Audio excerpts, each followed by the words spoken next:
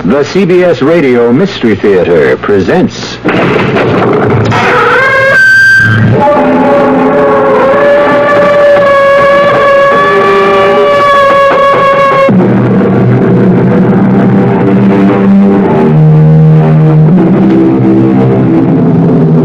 Come in. Welcome. I'm E.G. Marshall. Welcome to another hour with the great forces of the unknown. Those majestic forces that move around above and beneath us, pushing and pulling at our lives, our bodies, our brains. Forces no less powerful because we know them not. And here's a thought. How much of their power actually derives from their mystery? Were we to fathom them, explode their secrets, would they then become as comprehensible as, say, the centrifugal force in the spin dryer at the laundromat? Well, the day is far off when we can be that knowledgeable. So, in the meantime, listen. How will you do it? A gun? Do you have a gun? No. Well, then that's no good. A knife? Could you get near him? Near enough to use a knife? Do you have the strength? No. Well, so that's no good. But he has to die so that I can live. He will die. He will die tomorrow morning. How do you know? He will die of the mass of Saint-Césaire.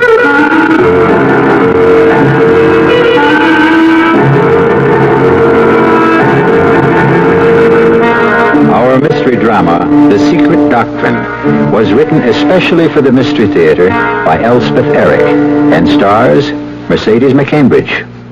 It is sponsored in part by the Kellogg Company, makers of Kellogg's Special K cereal and new sugar-free Diet 7-Up.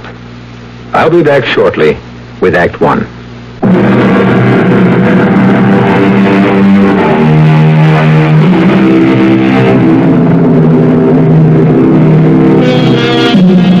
Be careful, they say, what you ask for, lest it be given to you. Who of us knows what to ask for? Who can see far enough into the future to know what gift will delight and which destroy? Better simply to accept whatever comes, with gratitude, whenever possible. Listen with me now to the somber story called The Secret Doctrine. You can begin now, Louise. Now, Father Giles? The others have gone. You said your confession would take some time, so let's begin. Bless me, Father, for I have sinned. Go on, Louise, and speak up. Don't mumble. In thought, word, and deed. Oh, Father, I can't find the words to tell you. Remember, I sit in the confessional box not only as your priest, but as God's own surrogate. Father, you know Peter Sorrell. Sorrell? Yes. The American movie star. Oh, I don't know any American movie stars. Oh, you mean the actor who came here to make a film about the Saint Vincent de Paul? Yes. It caused quite a stir in the village. And then something happened. What was it? Father, Peter Sorrell died.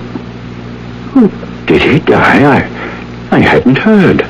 This morning. Oh, God take his soul. What was his illness? He was not ill, Father. He simply died. He slipped away. But he was not an old man. What did the doctor say? Just what I told you. That he was not ill. That he simply grew weaker and weaker until death took him. I know what he died of, Father Giles. You know? He died of the Mass of Saint-Césaire. Do you know what you're saying? The Mass of Saint-Césaire has not been said in Gascony for hundreds of years. Most priests have never heard it. Oh, no good priest would even say it. I think you'd best tell me all about it, Louise. Yes, Father. I was in love with Peter Sorrel. In love? You never knew him. He only came here a month ago. I've seen all his films, each one many times. When one of them came to Dax, I'd walk the 20 miles to see it. And if it was there for 2 days, I'd roam the streets all night to see it again and again, as many times as it was shown. You call this being in love? How old are you, Louise? I'm 38, Father. Have you ever loved a boy, a man? No, Father. I've been in love with Peter Sorrel since I was 18.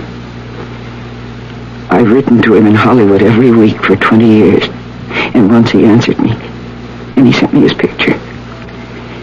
And when I heard that he was coming here, I saw the hand of God. Take care you don't blaspheme, Louise. That is how it seemed to me, Father Giles.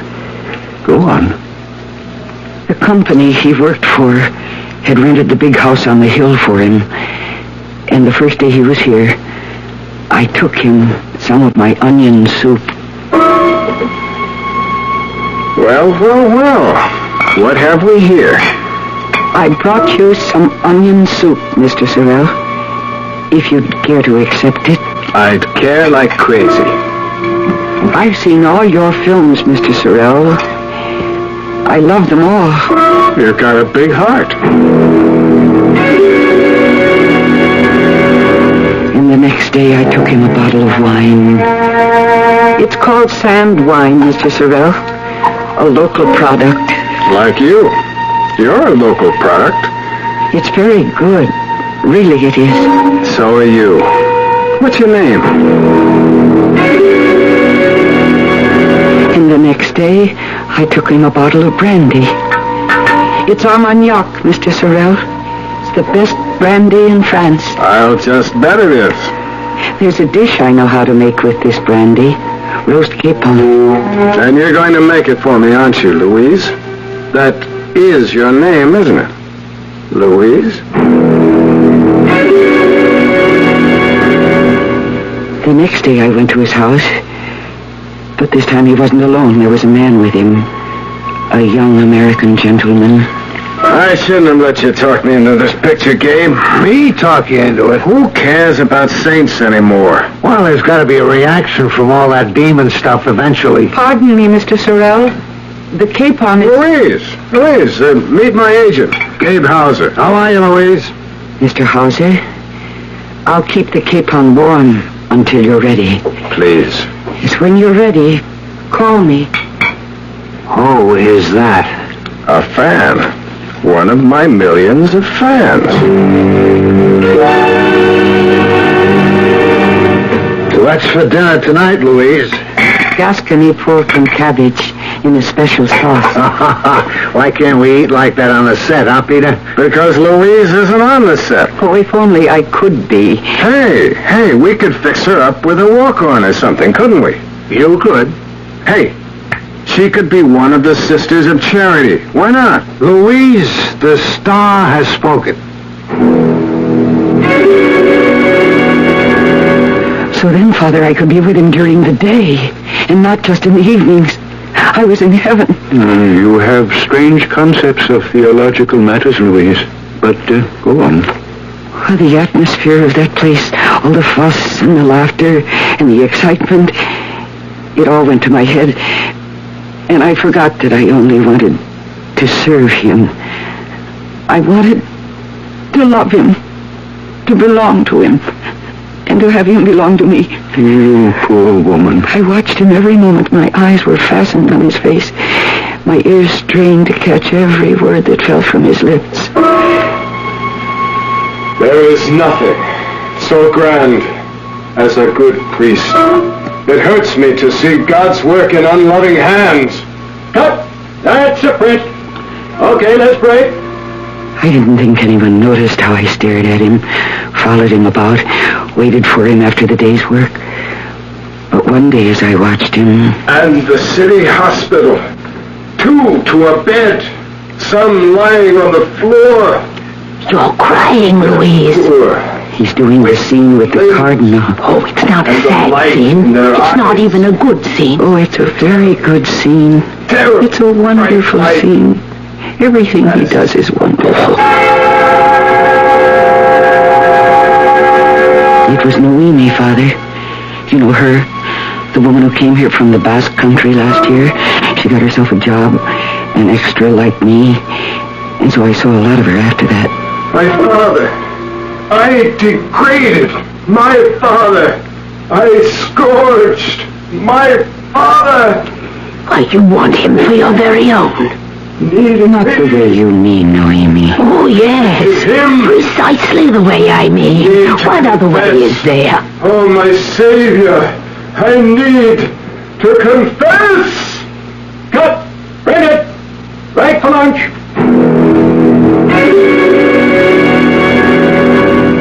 Noemi was always there, Father. I couldn't send her away. She belonged there as much as I did, after all. Why in the world should I lie down when those poor people are calling for me? Why, you want him, Louise. It shows on your face. See them lying. It's hopeless.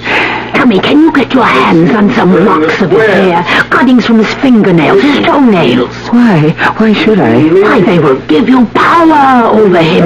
Oh, I can't believe that. Oh, believe it's true. His hair, his fingernails, his toenails. If you want him, get them and bring them to me. Need me? Cut! Break that! Concessions on the set, please!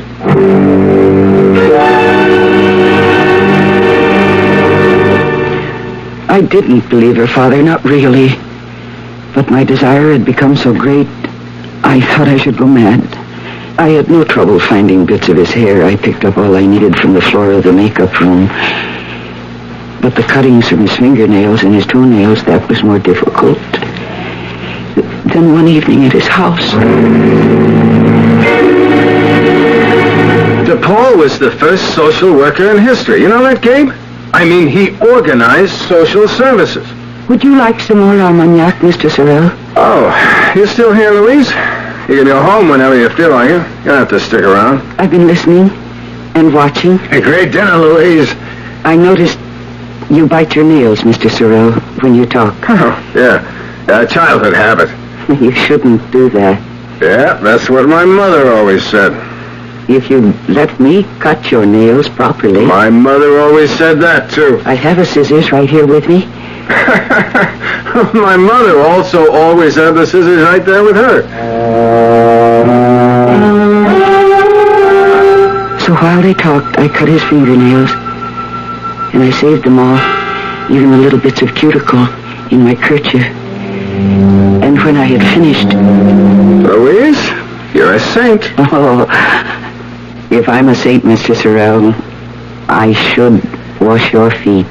Wash my feet? I say now... They get awfully dirty walking around the set in those old sandals. And all the saints, even the Pope, he washes the feet of a sinner once a year to show humility. I'm your sinner, is that it? Let her, Peter, if she wants to. Oh, you really want to? And to cut your toenails. Well, what can I say? It's the best offer I've had since I came to France. And so I did, Father. And when I left that night, I had all the cuttings in my kerchief, and I took them to Noemi, who waited for me in the woods. Take this, Louise. What is that? It's a little bag made from the skin of a toad, which my own daughter impaled at midnight in the graveyard of the old abbey. Oh, we put all your precious cuttings into it. Now, pull the drawstrings tight. That's it, and hang it around your neck, under your dress. Yes, just like that. How do you know that it will work? I know. It seems so wrong. It's going against God, isn't it? Have you ever heard of Eliphaz Levi and the secret doctrine? No. Well, Eliphaz Levi was his pen name. He wrote many books on the subject of magic. Magic exists, always has existed, all over the world. But I'm afraid of it, Noemi. Oh, give in to your fear, and you'll lose the thing you most desire. Conquer your fear, and the secret doctrine will bring you Peter Sorel. How do I know? Magic is everywhere, unseen, unheard, but it is working all the time. You need only the spiritual energy to make it work for you. But do I have energy like that? I don't think I do. Oh, never mind. I do. Now, kneel down. No, do not bow your head. Raise your face to the sky. Send up a prayer from your loins to Aether, god of chaos and the dark.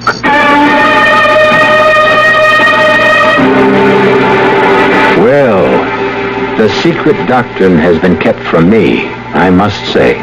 All my life I have struggled from problem to problem, quandary to quandary, with only my limited intelligence to assist me.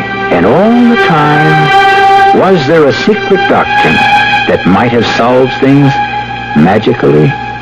If so, I'm a little late finding it out. We'll be back shortly for Act 2.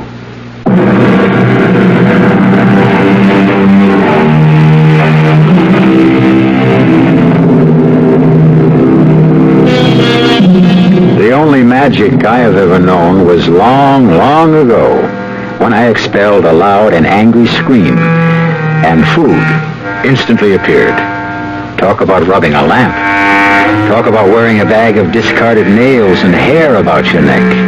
Well, we shall see if they can match my infant cry.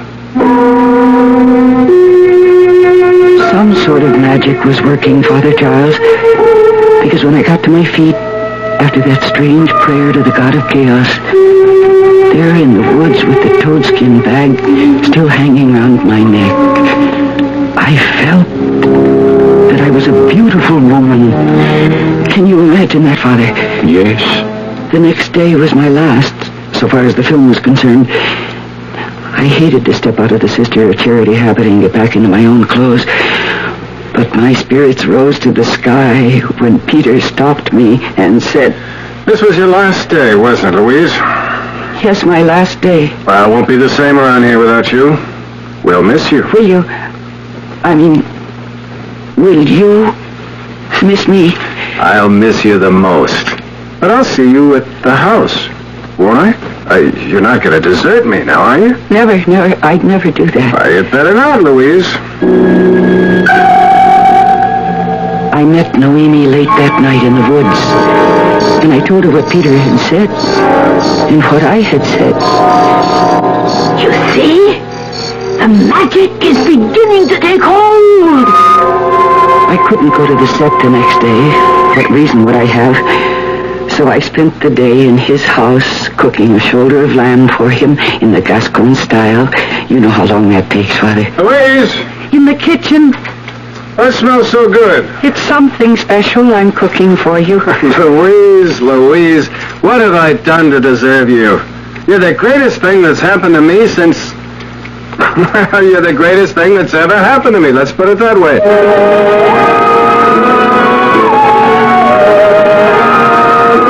I told Noemi that night that time was growing short, that in 2 days Peter surely would be leaving France.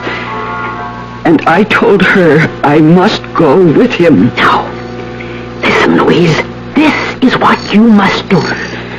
When he comes home, you must be waiting for him on his bed, all naked and perfumed, and he will love you. I had loved him, Father, for so many years, and now every dream, every desire would come true. I was lying on his bed, as Noemi had told me I should be, with my hair all freshly washed and perfumed, as my body was.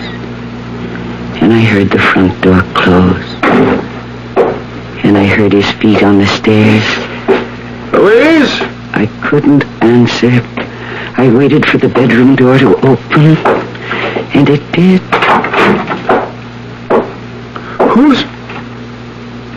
What a... Louise, is that you? What in the name of heaven? I've been waiting for you. Are you crazy? Peter, listen to me. I want you to love me. You do love me. I've seen the love growing in your eyes. I've heard it in your voice.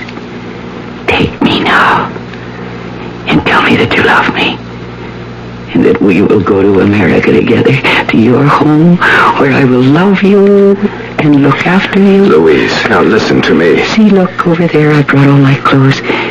I feel that I'm reaching the end of a long, long journey. I've loved you so long. Louise, let me talk to you. Oh, yes. Talk to me. Louise, if I've made you think that I'm anything more than just very fond of you, I'm sorry, Louise. I'm very, very sorry. If I've made you think I love you, well, I'm sorry. What more can I say? But you do love me. You've loved me for 3 whole days. 3 days? And I've loved you for years and years. But you've only loved me for 3 days, so of course it seems new to you. I understand Now, that. Louise, what 3 days are you talking about? The last 3 days, of course. Ever since I started wearing this. What's that? It's a bag made from the skin of a toad. A toad impaled at midnight in the graveyard of the Abbey. What's in that bag, Louise? Why, part of you. Bits of your hair, bits of your fingernails, your toenails, little particles of you. What kind of a game are you running on me, Louise? It's no game. It's real. Real hell. All the time you were hanging around here. You were cooking and cleaning and washing and all that. You were hanging around the set, waiting on me, telling me I'm such a great actor, begging to cut my fingernails, my toenails. You were conning me. You were running some kind of a tricky, sneaky game on me. It was no game. Now, look, lady, you get your clothes on fast, you hear me? You get out of here. You want some money? No. I'll give you money. You've earned it. But if you ever try to play any of these crazy tricks on me again, I'm going to track you down. I'm going to have you put away. Now, you get out of here. I did get out, Father Giles, but I can't remember how.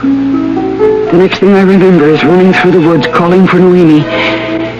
And then I remember falling down on the ground, and the blackness coming down over me. My poor Louise. Noemi found me a little later. I don't know how much later. What happened, Louise? Nothing happened, Noemi. He doesn't love me. He never did. I think you'd better take back the little toadskin bag, Noemi. It didn't work. Did you do everything I told you? Yes, I did. I washed my hair and perfumed my body, and I lay on his bed. But when he came home, he didn't want me. I tried to tell him about the secret doctrine, but he didn't want to listen. You told him? I tried to. After all, I don't know much about it, only what you've told me, and I didn't understand all of that. But he didn't want to hear about it. Oh, the man is a monster! Yes, he is a monster. You poor woman. No, don't you feel sorry for me either, Father Giles. I don't want anybody to feel sorry for me. But don't you see? You let your desires take hold of you, Louise. You let them dictate your actions. You lost control. Oh, yes, I did that. You became blind to the realities of the matter. Yes, I did that too. I fell in love with a man when he was only a walking shadow on a screen. I hurt no one. I would never have hurt him if he hadn't come to France to make another of his foolish motion pictures. Louise, would it make you feel better, my child, if I were to tell you that you are not the first to give your heart to an unknown man? who's only making his living by performing in public. I suppose that is true, Father. Does it make you feel a little better? But I don't feel badly, Father. You don't? Not about him.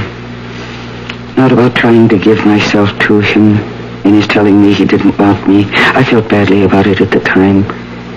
Very badly, I suppose. Of course you did. But by the time Noemi found me in the woods, I felt quite differently.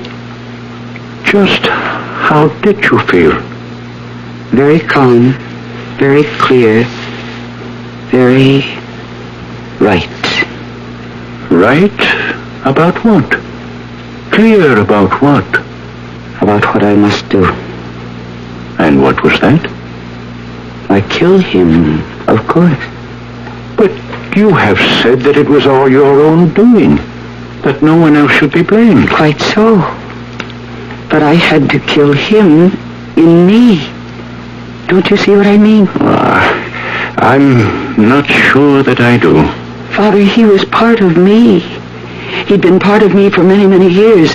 There was more of him in me than there was of myself.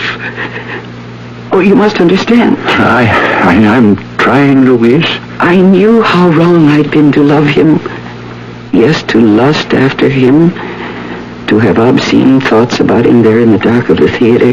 I knew these were sins. They were bad sins. And now I was willing to take upon myself the last sin of all. To kill him.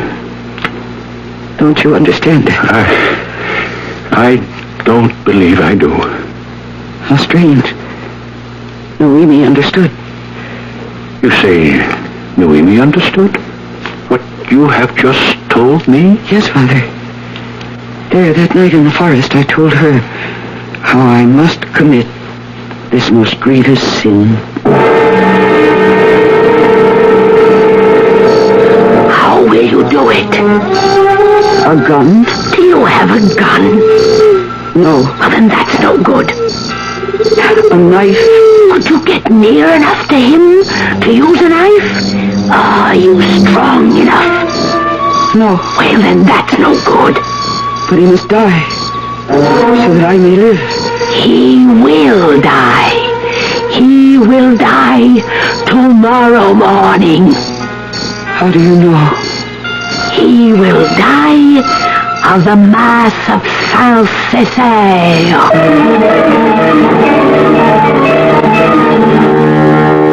Hell hath no fury like a woman scorned.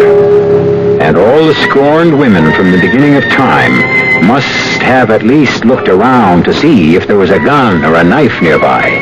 Sometimes there was, and the story had an unhappy ending, and a messy one. But what if those poor scorned women had known of the Mass of Saint-Césaire, a black and malevolent ritual of which you will learn more shortly when I bring you Act 3.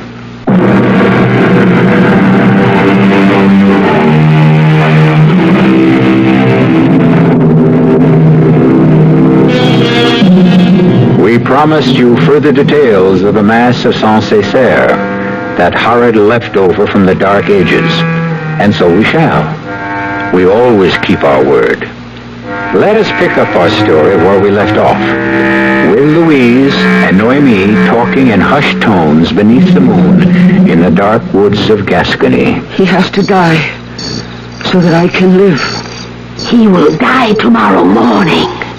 He will die of the Mass of Saint-Césaire. How can anyone die of a mass? Oh, the Mass of Saint-Césaire is the Mass of revenge.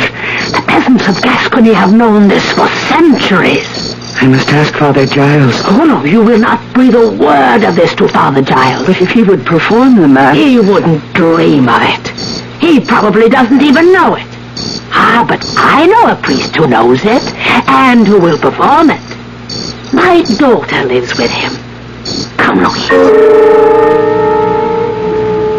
We went to the deserted abbey where the priest lived. No one told me his name. I never asked. You are the one who orders this Mass. Yes? For whom shall I say the Mass? For Peter Sorrel. Who will be my clerk? Oh, my daughter will be your clerk, Father. Who will bring the water for the Mass? I shall bring it, Father. Do you know a place where the Mass can be held? Ah, by the ruins of the church, where the gypsies live, Father. I listened as though nothing they said had anything to do with me, Father Giles. I scarcely knew when they'd finished speaking. I only knew that after a while, Noemi took me by the hand and led me away. Come, Louise, come. We must get the water for the Mass. Shouldn't there be wine, Noemi? For the Mass of Saint-Césaire, there is no wine. There is only water. And the priest does not consecrate it. He drinks it. And it must be water from a well into which the body of an unbaptized infant has been thrown. Come now, Louise, come. Before 11 o'clock, we were at the ruined church, a dreadful place, Father, where bats lived, and toads, and owls. And through the darkness came the priest, Noemi's daughter by his side, and he stood by the ruins of the old altar. Ever and ever to reign and live you, and also on you, redemption is sharing. Noemi, what does he say? It is the Mass of Saint-Césaire. I don't understand it. It is the Mass for the dead. He is reciting it backwards. I watched in horrid fascination, Father. I confess that I was fascinated by it. I was like a bird watching a snake. What is he doing now, Noemi? He is making the sign of the cross. No, he's not. He's not making. He is making the sign of the cross with his left foot. What? In the dirt. This is the Mass of Saint-Césaire. I couldn't bear to look, Father Giles. I couldn't. And yet I couldn't bear not to look. The awful Mass had started at 11, and now it was drawing to a close as the hour of midnight struck.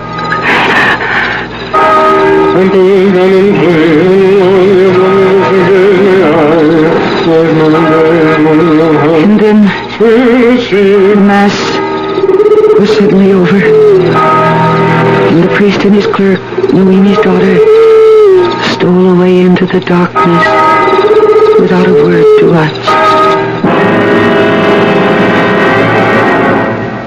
It is over, Louise, and Peter Sorrel has begun to die.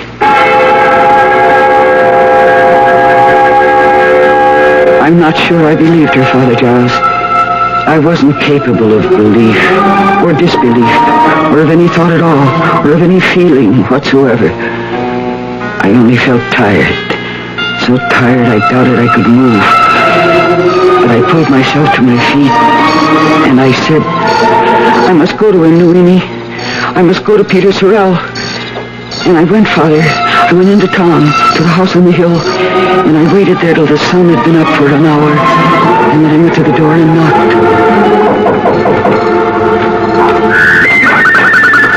Oh, Louise. I suppose you want to see Peter. Is he here? Yes, he's here. But he's very ill. The doctor's with him. And no one knows what's the matter with him. But I knew, Father Giles. He was dying of the Mass of Saint-Césaire. Louise. I went to the door every hour, Father. Once, I was told that they'd sent for his doctor from the States. But if that doctor arrived, he came too late. For at 10 o'clock, when I knocked at the door... Louise. He's dead, Louise. He died a few minutes ago. No one knows why or how or what it was he died of. I see. I know you were very fond of him. I was. Very fond. Very fond. I went home. I took off my clothes, and I lay down on my bed. The little toadskin bag was still around my neck. I took it off. I kissed it. I put it under the pillow, and then I put my head on the pillow and went fast asleep. I slept soundly, with no dreams at all of any kind. And when I awoke, it was noon. Such a beautiful day. And I started to come here to make my confession. On the way, I met Peter Sorrell's friend once more. He died, Louise, of nothing at all. Nothing at all? He was perfectly well. Talking of going home in the morning. Then, about midnight, he said he was tired. He thought he'd go to bed. But he could hardly climb the stairs to his room. I had to help him. He lay on the bed and closed his eyes. He said he felt as though he was slipping away. Wasn't that a strange thing for him to say? That he was slipping away? I murmured something, that it was strange indeed, though of course I knew it wasn't. He died of the mass of Saint-Césaire, Father. And now I've told you everything. And what do you expect me to do, Louise? Would he give me my penance, Father? I know it will be severe, I expect that. I want it to be severe. I know what a grave sin I have committed. Do you, Louise? To wish for a man's death, Father, to bring it about. What greater sin could there be? To wish for a man's death. It is a sin in thought, but it can be forgiven. And you are not the first to have committed it. Your wish did not kill him. Men do not die so easily. It was the Mass of Saint-Césaire that killed him. God knows, and he alone. But you conspired in the performance of a gruesome mass, a relic from the Dark Ages. You took part in it. And what is most awful, you ordered it. And for this desecration of a holy ritual, there is no penance that would suffice. But without a penance, how can I obtain absolution? How can I obtain pardon? I cannot pardon you, Louise. I do not know a curate who can, nor a bishop, nor an archbishop. Father, what am I to do? My child, it is possible. I promise you nothing you understand. But it is possible. Were you to go to Rome, if the Pope were to see fit. To Rome? To the Holy Father? Only he has the right to grant pardon for the Mass of Saint-Césaire.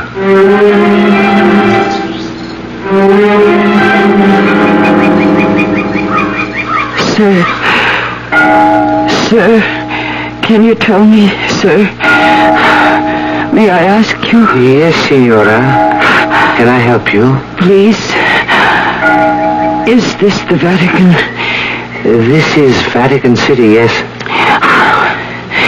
Is this the square of St. Peter? Yes. Straight ahead is St. Peter's Gate. I am here. You've never been here before? I have come to see the Pope. His Holiness is quite busy, Signora. I come here to make my confession. Let me take you to a priest. No. It must be His Holiness. No one else. Are your sins so great? My sin is so great. Yes. Well, I'm only a student here, Signora, but I'll be glad to take you to a priest. No priest can help me. No bishop. No archbishop. But a priest might be able to arrange things so that you could see His Holiness, and not right away, of course. It would take time. I have time. It has already taken me a long time just to come this far. How long has it taken you? 1,000 days. Where did you come from? France. A little town in Gascony.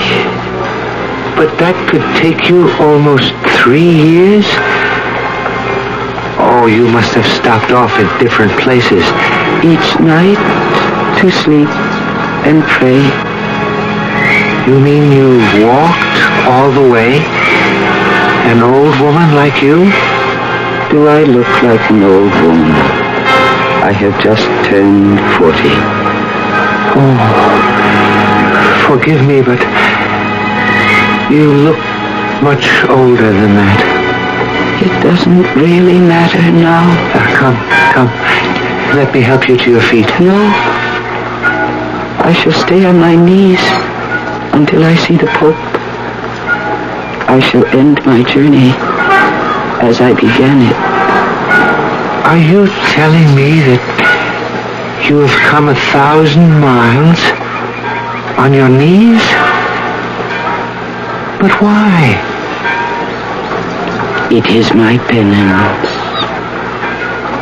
for the Mass of Saint-Césaire.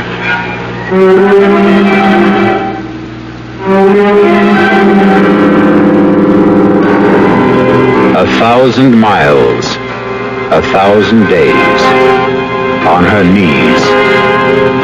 What awful retribution we expect of ourselves.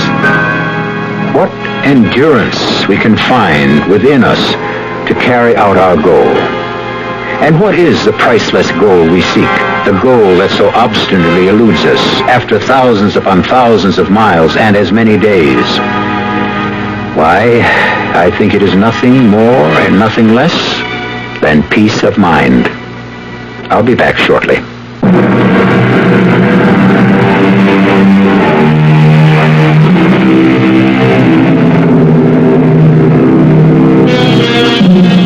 I told you it would be a somber story, did I not?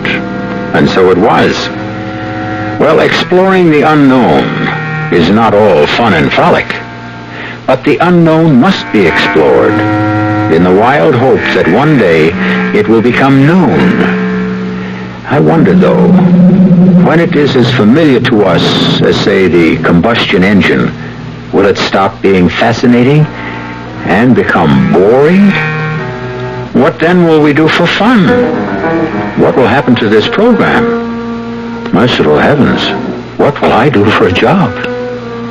Our cast included Mercedes McCambridge, Mildred Clinton, Bill Johnston, Robert Dryden, and Nick Pryor.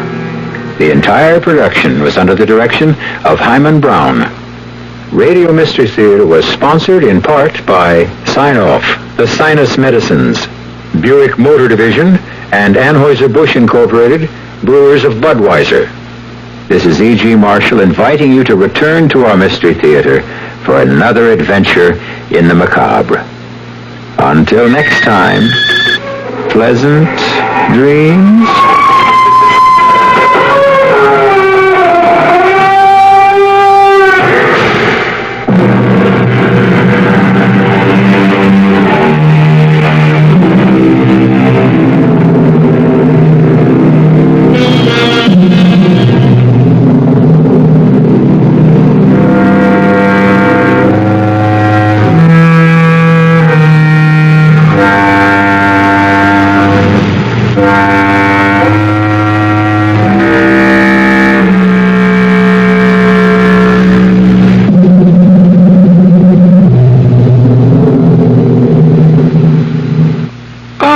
Now, I caught you sneaking out of North Park National Bank on Saturday. But, officer, North Park National Bank is open on Saturday. Oh, sure, the driving tellers maybe, but not the whole bank. Look inside. Well, I'll be. North Park National Bank is full of customers. Okay, let's get going. But, officer... Oh, nothing to worry about. I only want to meet your banker.